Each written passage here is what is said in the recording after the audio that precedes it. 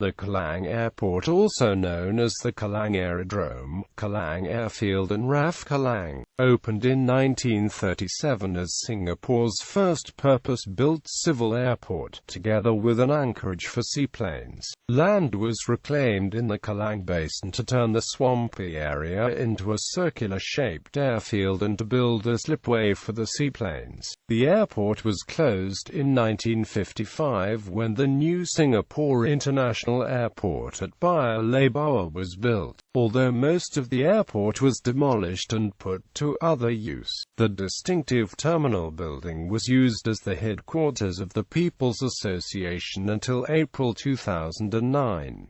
It is currently unoccupied. History: Singapore's strategic location on the routes from Europe to the Far East, Australia, New Zealand and the Pacific Islands, traversing the Middle East and India, made it an ideal centre to serve the region in aviation. In 1930, the RAF-owned Seletar Air Base was opened to commercial aircraft. On the 11th of February 1930, the Dutch airline Koninklijke Luchtvaartmaatschappij operated the first service flight between Amsterdam and Batavia, landing in Seletar with a Dutch-made Fokker 3 motor monoplane carrying 8 passengers and a cargo of fresh fruit, flowers and mail. This marked the beginning of commercial civil aviation in Singapore. KLM later introduced a regular Amsterdam to Batavia flight service in late 1931. 2 years later, in July 1933, Imperial Airways, the flagship airline of the British Empire at the time, started a service between London and Darwin via Cairo, Karachi, Calcutta, Singapore and Jakarta. This service was later extended to Brisbane and operated jointly with Qantas Empire Airways on the 17th of December 1934. Booming commercial aviation traffic led to congestion at the existing Seletar Air Base, creating a need for a new airport. On the 31st of August 1931, Sir Cecil Clementi, then governor of the Straits Settlements, announced that Kallang Basin would be the location for the new civil aerodrome suitable for land planes and seaplanes,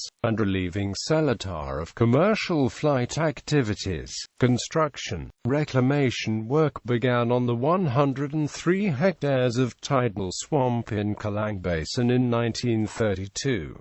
7 million cubic meters of earth were used for the filling of this tidal swamp. By 1936, all reclamation and consolidation of land were completed, forming a 915-meter diameter, dome-shaped landing ground. On the 12th of June 1937, the Kallang Aerodrome was officially opened by Sir Shenton Thomas, who had taken over the governorship of the Straits Settlements from Sir Cecil in 1934. At the time it was hailed as the finest airport in the British Empire, with facilities that were considered revolutionary. The circular aerodrome allowed planes to land from any direction, and the slipway allowed seaplanes to be served at the same terminal building as regular planes. The terminal building itself was considered a marvel, with a large open-air viewing gallery on the top of the 2-story building and a circular control tower in the middle of the glass-covered building. World War II. When the Japanese launched their invasion of Malaya and Singapore on 8 December 1941, Kallang was the principal fighter airfield. By January 1942, it was the only operational fighter airfield in Singapore, as the other airfields were within range of Japanese artillery at Johor Bahru. Brewster Buffalo fighters of 243 Squadron RAF, 488 Squadron RNZAF and a detachment of 2 VLGV of the Royal Netherlands East Indies Air Force operated from the airfield, defending Singapore from repeated Japanese air raids. They were joined later by Hawker Hurricanes of 232 Squadron RAF, but attrition took a steady toll on men and machines, and by the last days of January 1942, the airfield had been badly damaged damaged by the bombing, and only a small number of aircraft were serviceable. The last of the fighters left in early February, escaping to carry on the fight just before Singapore was surrendered to the advancing Japanese.